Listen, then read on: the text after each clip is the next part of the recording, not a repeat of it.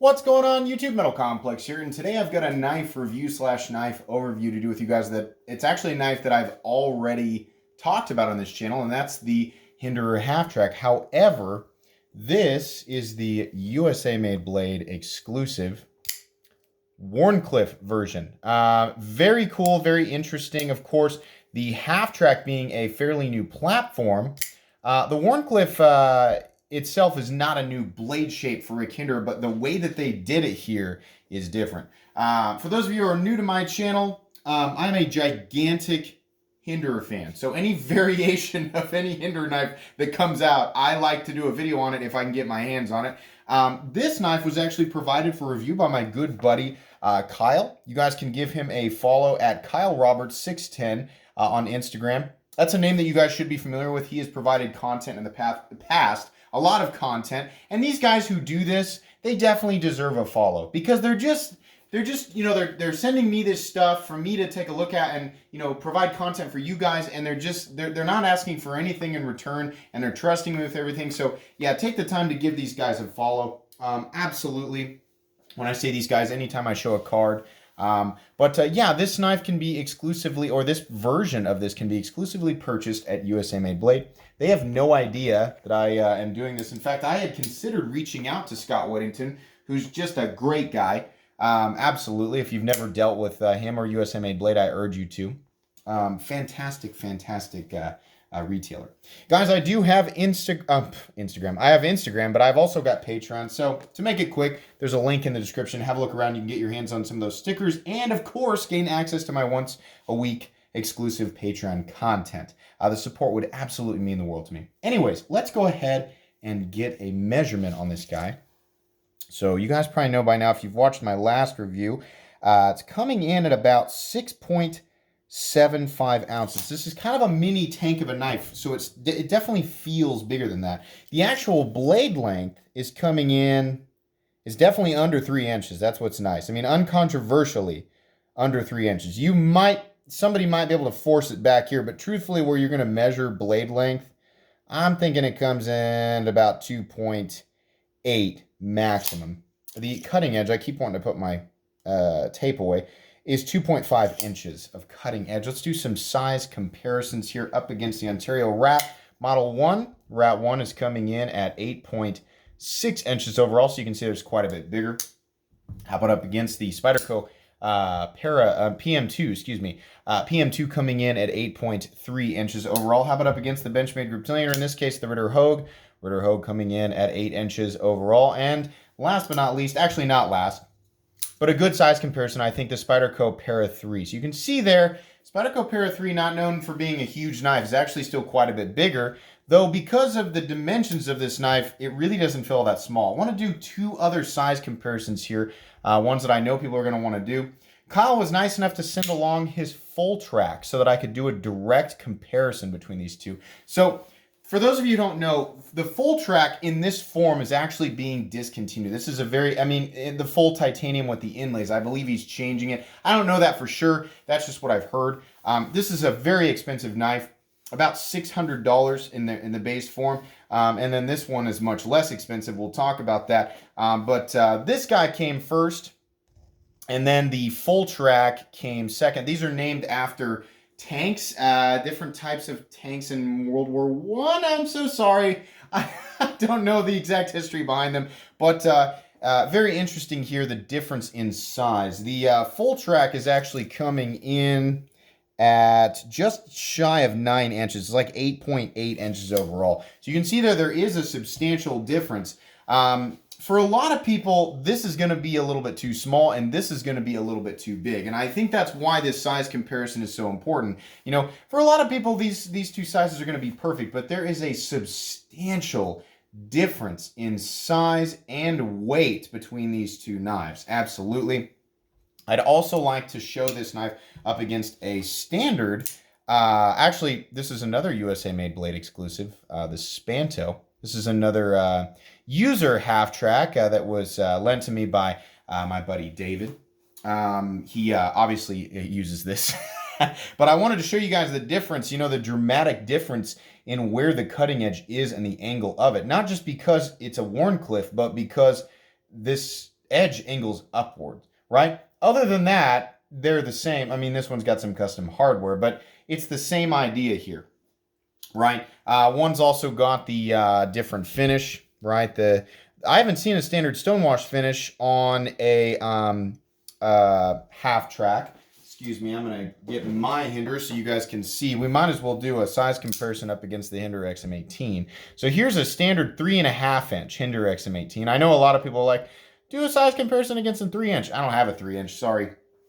But here it is up against the XM18. And you can see here, we've got 3 different finishes. We have the light, sort of matte tumbling finish on, no, that's not corrosion. He cut into something that had red on it or orange or something. But you can see there, we have this sort of matte finish that I've only ever seen on the half track. Then we have the working finish, and then we have the stonewash finish. So there is a substantial difference, get the light to dance around here, in these 3 finishes. But that's what you're working at. I always have people ask me all the time, what's the difference between working finish and stonewash? So there you go. Anyways, I'm going to kind of speed through this because, like I said, I've already given my thoughts on the half track, right? This is a smaller knife, so you're not really going to be able to get your hands all the way around it down here. You can choke up a bit, and this was something that I was very curious about. Given the shape and angle of the blade, I wondered, is there going to be some more room on the choil? Well, here's the thing. The forward choil is actually larger on this one than on the original. And the blade angles upwards, which means the choke up position here, you're looking at one knuckle maybe, and you're still running the risk a little bit of running your finger into that blade. But here, it's much more comfortable and much more of a feeling of, not, there's not as much of a feeling of riskiness, right? I really stumbled around my explanation there. But yeah, the choke up position here is much easier. This is a very, very utilitarian design. The standard half track is too. You can see here, we're looking at, it looks super thick and it feels kind of like a tank, but it's really only a little tiny bit thicker than like a Para 3. In terms of carry profile, you're in a good position here. There's just like nothing. It's not taking up any room in the pocket. Put these two up against the Para 3 and the PM2. We'll actually just move this guy out of the way for example. Yeah, you're talking about like taking up no room. Even taking into consideration the flipper tab. By the way, these are tri-ways. For those of you who don't know what the tri-way is, that means the pivot hardware can be changed out between phosphor bronze bearings or nylon washers. And yes, it comes with all 3, so you can just have your preference, right? Let's talk about weight on this guy. There are some rare variants out there that come in full titanium. This one is G10 on top of titanium. So you do have titanium on both sides. And I will say the titanium on the non-locking side is pretty thick. But even still, the weight on this guy isn't crazy. It's not going to be ultra impressive for everybody at 4 ounces and only a 2.5 inch cutting edge and under a 3-inch blade, 2.8 inches. A lot of people are going, oh my gosh, that's heavy. 4 ounces is 4 ounces. So I look at carry profile on this guy and I go, yep, I don't care. It's super easy to carry. I have owned and carried one before. There's just not a problem with it. It's just not a heavy knife. Not something that I really care about. Even in, because of the size of this, even in lighter paint materials or in some situations, some shorts, I wouldn't really shy away from this. It just doesn't seem like that big of a knife, 4 ounces in a big knife, and that's, is the same weight as 4 ounces in a small knife, but for whatever reason, it's just the compact nature of this knife that just makes me not mind it, right? So anyways, we're looking at G10, and in this case, we have this sort of subdued. This is actually a battle bronze. Hinderers, for those of you who are kind of confused by, all of the different anodizations, so the battle bronze, on the stock models, battle bronze generally comes with working finish. It sort of contrasts well because it is subdued and not super reflective. Same with battle blue. Oftentimes it's paired with working finish. Now, bronze ano, which is a much lighter and much more reflective bronze, will generally be paired with stonewash. It's not often that I see stonewash paired with battle bronze. There are some weird variants. Of course, you can outfit your knives with the titanium scales of your choice, and there are things like battle bronze and bronze stonewash out there. And so you might have a weird contrast between your front and back scale, but if you're trying to get a custom look for anybody who doesn't know, Rick Hinderer's thing is make it your own, and you have a nearly limitless supply of parts that you can buy to outfit these knives, regardless of what model you get, and make them look exactly the way that you want. You're going to have to pay a lot of money. It's going to be very expensive to do, but if you want to do it, you can do it. You can see plenty of examples on the Facebook collectors group, on Instagram. Every Hinderer looks a little bit different because people like to immediately customize them, right? I do too. So anyways, G10, titanium, and then we're looking at 20 CV. Rick Hinderer uses S35VN sometimes, I believe, on all of these newer Gen 2 half-tracks. Everybody kind of calls the Triway Gen 6. The generation number is specific to each model. So this is the second generation of half-track, and he decided to implement Triway on the half-track. So this is actually a Triway Gen 2 half-track, whereas the first Triway systems were actually implemented on the Hinderer XM18, and at the time that was the 6th generation of XM18, which is why people call it Gen 6. I think that's where the confusion comes from between Triway and Gen 6. Let's talk about this blade shape. This is the most utilitarian execution of the Wharncliffe blade that Rick Hinderer has ever done. It's short. It's coming in at, let me zero this out. I believe it's a 165 thousandths. It's coming, well, my thing's saying 158. Let's try again. Yeah, so mine's saying 163. It's known to be off just a little bit. 165 thousandths, which is the same thickness as a Hinderer XM18. I always have people jump on me, that's too thick to cut, that's too thick to cut. Depends on what you're cutting. Thinner blades generally slice better. Thicker blades, depending on the entire geometry of the blade, tend to be a little bit thicker behind the edge, but in the same token, they tend to be a little bit stronger or more resilient to rolling or chipping, depending on the composition of the steel and how it's heat treated. Rick Hinderer has never been known for an issue with heat treating 20 CV. I believe he tends to be right around 60 to 61, which is, according to the community, that's where people like to be. I don't know, I'm not a metallurgist, whatever. The way that I look at this is, if I was looking for a small, compact, very utilitarian, very friendly cutting tool, the nice thing about this is I think the angle of the blade and how I would use this, I'm thinking like draw cuts. I do a lot of stuff like that every day. I open a lot of packages at work and with the channel. I cut into a lot of cardboard. I cut custom shapes out of paper and all that. This is awesome. I love being able to really, choke up right here and get my fingers right there, rest my index finger down on sort of the nose of this Wharncliffe. I really like that control. I also like, the position here. The nice thing about this larger forward choil is that I can get more of my finger up there behind the blade and really control my cuts. It is a thicker blade. Rick Hinderer is known for, thicker dimensions, things like that. But talk about just a little tank, and one that is so precision made. A lot of the argument with Hinderer knives is, okay, everything's great. I love how they look. I love how they're put together. They're $425. This is a $425 knife, guys. USA made, all in-house. If you're not in that ballpark with, the amount of money that you spend on knives, I can completely understand why you may not see value in this. Me being a gigantic Hinderer fan and somebody who, amongst all of the different knives and all the different brands that I've handled, I've actually owned more Hinderers, I think almost, possibly I've owned more Spydercos, but I have owned more Hinderers, I think, than almost anything else that I've ever owned. 25 different Hinderer knives. I just see the best, all the way around, I see the best execution of things, at least that fit my styles. Now, I am a little bit biased. I think people know that by now, but I just love how they're put together, and I can see the value there. What I mean by that is that I see consistency in detent strength and flipping action. I see consistency in the fitment of the hardware, right? I like the modularity of the hardware. I just talked about this in a Hinderer episode. If you want to hear my thoughts, you want to hear me gush about Hinderer knives and tell you why I think they're worth it, you can go watch it. It's called What's So Great About Hinderer Knives.